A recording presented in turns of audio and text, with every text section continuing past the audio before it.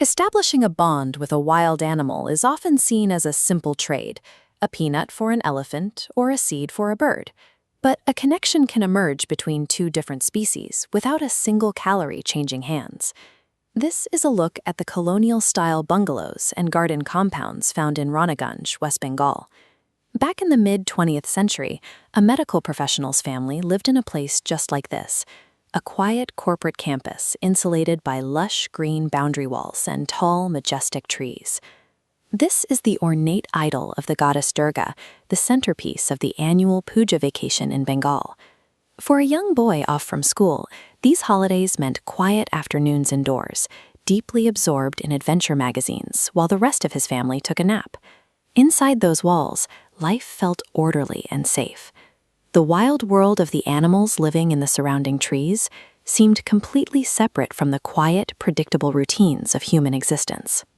That afternoon, silence broke suddenly. A distant commotion of street dogs barking furiously quickly escalated into a loud, aggressive cacophony, joined by the high-pitched, alarmed calling of crows. Rushing to the veranda, the boy looked up at the clubhouse roof and saw a massive male langur pinning down a baby. The older primate was mercilessly biting the infant, acting with a deliberate intent to kill. This is a brutal reality in animal hierarchies. The dominant alpha male frequently eliminates rival infants to ensure his own offspring survive. Meanwhile, the mother and lesser group members, scattered on nearby roofs, can only watch, completely powerless to stop the assault. In a moment like that, instinct clashes with observation. The rules of the wild dictate letting nature take its harsh course, but witnessing the reality of it forces a choice about whether to step in and save a single life. The boy grabbed a heavy stick and hurled a stone at the attacking langur. The alpha was so enraged it barely registered the first strike, but a continuous barrage of stones finally forced it to react. The sudden distraction caused the alpha to drop the infant. The baby's listless body began sliding down the sloping roof, straight toward the pack of street dogs below, who were already anticipating an easy meal. Keeping the dogs at bay with the stick, the boy managed to catch the baby langur by its tail, just as it tipped over the very edge of the tiles. The infant was completely inert.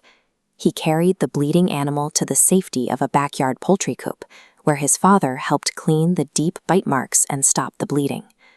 Splashes of cold water eventually coaxed the baby into a shaky sitting position. Trembling violently, its eyes filled with tears, and it let out a muffled, quiet sob, a clear physiological response to severe trauma. Stopping the bleeding kept the infant alive for the moment. But the immediate medical crisis gave way to a much more delicate problem. The baby's mother had arrived. This is a langur observing its surroundings, much like the mother who suddenly appeared on the scene.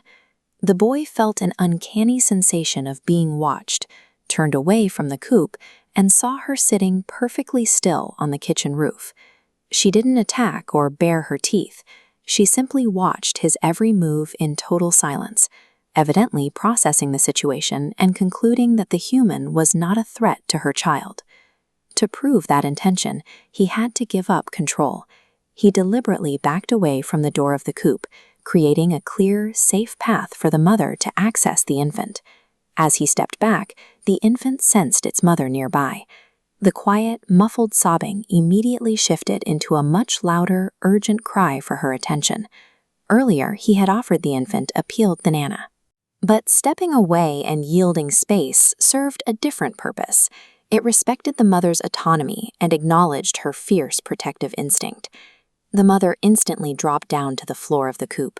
She picked up the infant, conducted a thorough, methodical inspection of his wounds, and then pulled him tightly against her chest.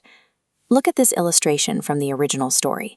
It captures the exact moment the baby langur found complete physical and emotional solace, wrapped safely in its mother's arms.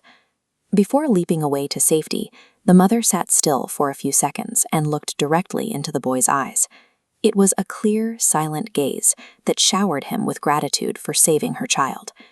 That quiet, intentional look stood in stark contrast to the vicious, unthinking violence of the alpha male just minutes prior. The mother's thorough inspection and the way she cradled her child mirrored a human response to trauma. In that moment, she embodied the universal mother, a protective force found throughout the animal kingdom that connects our maternal instincts to theirs. Today, the boy who experienced this is 70 years old, yet 55 years later, those few seconds on a Saturday afternoon remain etched in his memory. The encounter proved that the traditional idea of taming an animal with a handout is incomplete. Food is simply a transaction, not the primary language between man and the natural world. There is an alternative vocabulary available to us. It relies on mutual trust, compassion, and a shared understanding of intent. When you strike the correct chord of trust with another creature, the relationship doesn't require words. It hums into action, driven by mutual respect. Real interspecies communication is a biological and emotional reality, readily available to anyone willing to move beyond transactional interactions and lead with compassion.